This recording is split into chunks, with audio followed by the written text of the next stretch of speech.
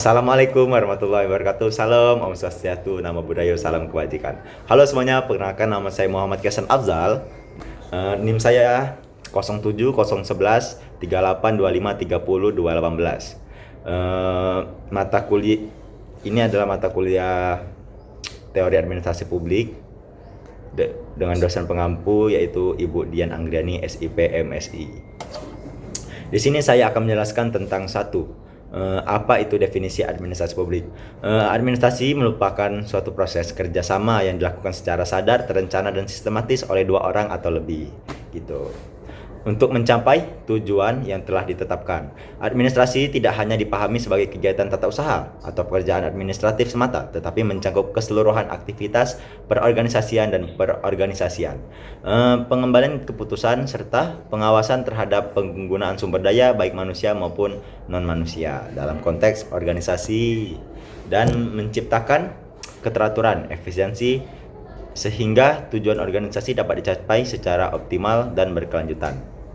Sementara itu, publik merujuk pada ruang dan kepentingan yang bersifat umum, kolektif, dan menyangkut kehidupan masyarakat luas. Konsep publik tidak hanya berkaitan dengan masyarakat sebagai individu, tetapi juga mencakup nilai, kebutuhan, dan kepentingan bersama yang harus dilindungi dan dipenuhi oleh negara.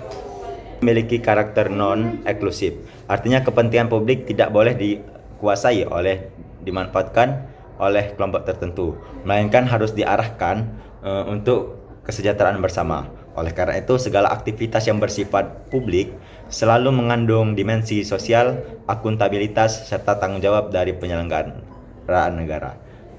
Kedua yaitu paradigma administrasi.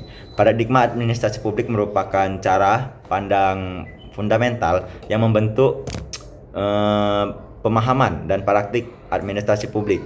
Nicholas Henry mengidentifikasikan 5 paradigma utama, yaitu yang telah berkembang sepanjang sejarah administrasi publik. Paradigma administrasi publik adalah cara pandangan untuk memahami perkembangan administrasi publik dalam mengelola pemerintahan dan melayani masyarakat. Paradigma yang pertama yaitu dikotoma politik administrasi publik tahun 1900 sampai dengan 1926. Paradigma ini memisahkan peran politik sebagai pembuat kebijakan dan administrasi sebagai pelaksana kebijakan secara netral. Fokusnya efisiensi pelaksanaan administrasi. Lokusnya yaitu birokrasi pemerintahan. Contohnya itu ada di DPR dan Presiden membuat kebijakan tentang BPJS Kesehatan, sedangkan Kementerian Kesehatan dan Rumah Sakit pemerintah bertugas melaksanakan program tersebut.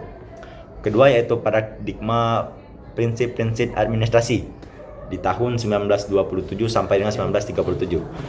Paradigma ini menekankan penggunaan prinsip administrasi universal untuk meningkatkan kinerja organisasi yang berfokus di prinsip-prinsip efisiensi administrasi.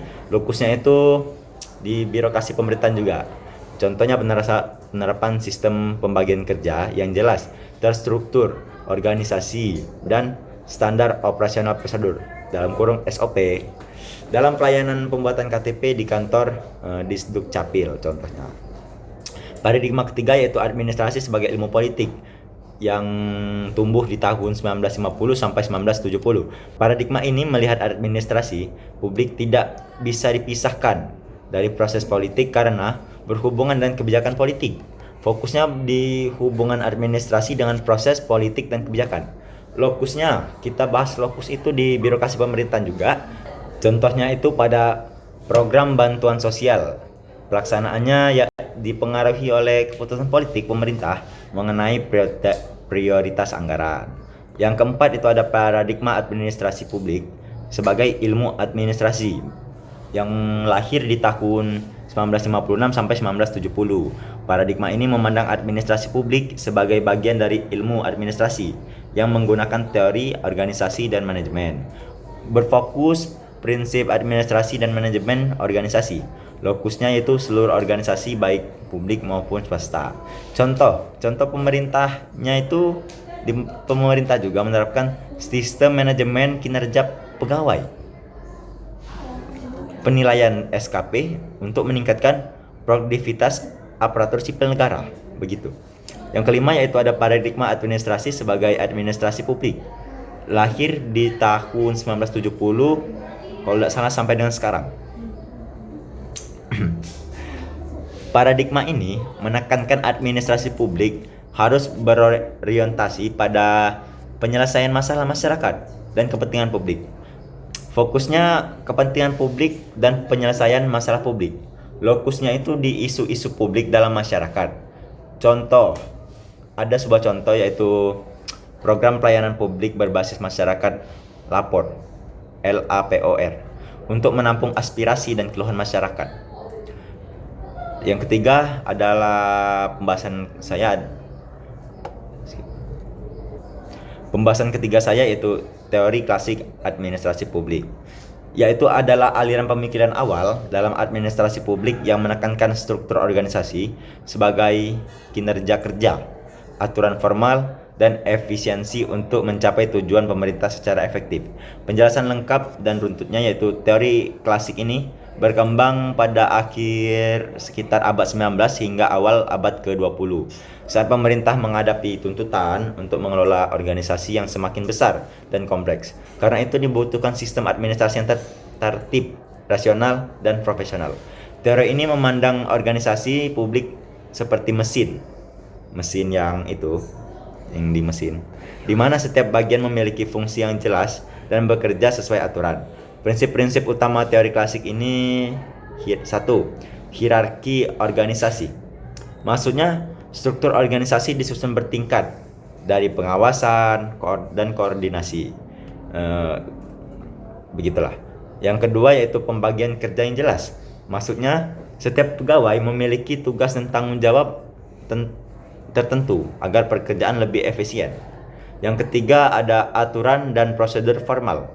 Semua kegiatan didasarkan pada aturan yang tertulis, terdata, yang menjamin kepastian dan keadilan.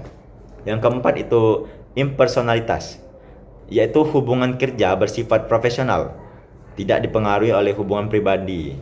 Mungkin banyak di luar sana yang memasukkan anggota keluarganya karena dia mempunyai jabatan di sana. Gitu. Administrasi publik harus netral dan melaksanakan kebijakan tanpa kepentingan politik, begitu. Tokoh-tokoh utamanya itu yang pertama itu ada Max Weber, konsep birokrasi rasional. Yang kedua ada Woodrow Wilson, yaitu pemisahan politik dan administrasi. Tokoh ketiga yaitu ada Frederick W. Taylor, yaitu mengemukakan manajemen ilmiah. Yang keempat ada Henry Fayol, yang mengemukakan prinsip-prinsip manajemen. Kelebihan dari teori klasik yang ini adalah sistem pemerintahan menjadi tertata. 2. Tugas dan wewenang jelas. 3. Cocok untuk organisasi besar. Tetapi setiap ada kelebihan pasti ada kekurangannya. Untuk kekurangannya tersendiri yaitu 1. Terlalu kaku dan birokratis. 2. Kurang memperhatikan aspek manusia. 3. Lambat beradaptasi terhadap perubahan. Gitu. Kesimpulan dari teori klasik ini tersendiri adalah administrasi publik menekankan